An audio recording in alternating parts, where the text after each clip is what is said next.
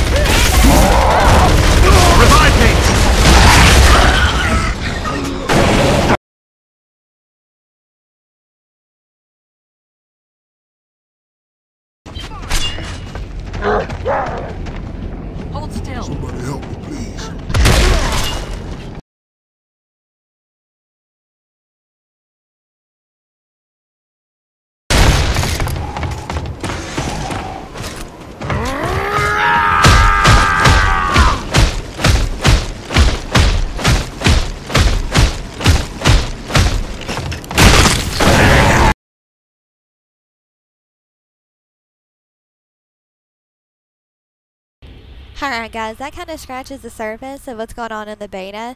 I've got a whole text write-up of a lot of the stuff I really wanted to talk about, and you can view it. I'm going to put it in the description. I'd really appreciate it if you checked it out, because I spent quite a bit of time on it. And by me, I mean me and my husband, but I tend to like to take credit for things sometimes. So he helped me out trying to figure out what I wanted to say and all that stuff. But you just saw the stat screen. It shows you all your stuff that you got going on. You can kind of see it on the other tab too that I missed. These are your challenges. I really like the addition of these. I think it's really cool. And even if, you know, you're not that great, you still get stuff for all kinds of things. Like, you get medals for being the first person to die, and, you know, most headshots, most revives, most assists, you know, if you get a bunch of kills in a row, if you get a double kill, a triple kill, just all kinds of different stuff. It'll probably be hard for you to read. Like, that was highest K to D in the match. Last man standing. You get one for taking the least amount of death in a match, and you know, just all kinds of things. It's really, really cool, I personally think. And you also get some medals and some other unlocks that I'll show you in a minute. I really don't know why I spent all this time going through all these. I'm probably going to cut this out. But I really wanted to talk about, I love the way that they break the maps down at the beginning of every game. I love the way if you held the left bumper, it highlights all your teammates and all the weapons spawn, so you can always kind of see what's going on. I think that's amazing. I personally don't change weapons that much, but I like the fact that you can mid-game. You don't have to wait until it's over. I think that that's amazing. The smoke nades are amazing. Gears 2 smokes made me want to kill myself, literally. So I was really excited to kind of see what they've done with those. There's really... The only really things that I don't like is I hate having to hold X to pick up ammo. I know that it doesn't take that long, but for me, it's still, I mean, if you're fighting someone and you run out of ammo and you need some, it's pretty much, there's not really much you can do. It just takes too long. And I do love it for picking up meat shields, though. I think that was amazing, because that was also frustrating, trying to meat shield someone with A and then rolling away. It was really annoying. So I like that. I love that you can tag enemies. I wish that it lasted just a little bit longer. I mean, I guess it would be kind of unfair if it just stayed on you forever. I'm not saying that, but, you know, most of the time, by the time I tag someone and someone turns around, it's gone. Not to say that I can't keep tagging them, but, you know, it'd be nice if you could just last a little bit longer. Maybe they'll change it. I hate the sawed off. It gets on my fucking nerves. If I'm not in party chat, you'll probably hear me screaming about it. There's nothing that annoys me more than shooting someone like 3 times with the shotgun and then they turn around and shoot me once with the fucking sawed off. Oh, it makes me sick. The Retro Lancer Spear thing I did not put in here because I absolutely refuse to use that shit.